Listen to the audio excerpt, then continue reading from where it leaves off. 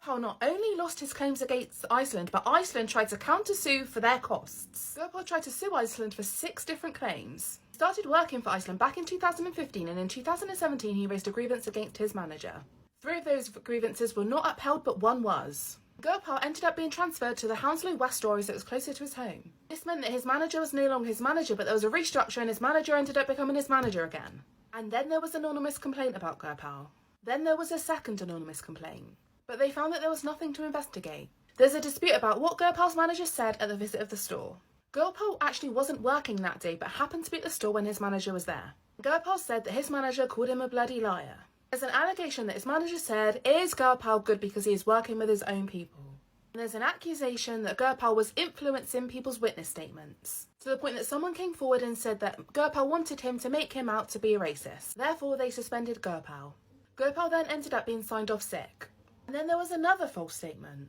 The tribunal said that it was very clear that they were very scared that she was potentially going to lose her job. There's also an accusation that Gurpal attended an employee's house, and there ended up being an extra 4 allegations. There were 19 bullet points under influence colleagues to make false statements.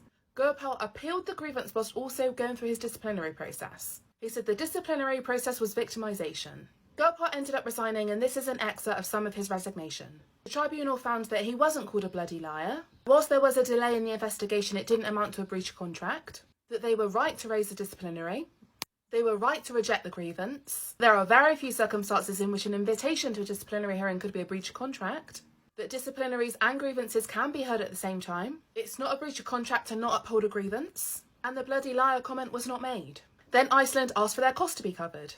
They said that he unreasonably bought claims. One of the thresholds for your cost to be awarded as a company is unreasonable conduct of the person bringing the claim. They also looked at Gurpal's finances and concluded that he wasn't able to pay them.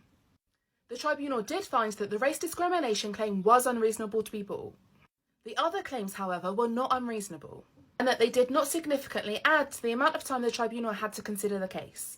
Iceland asked for around $12,500 to be covered.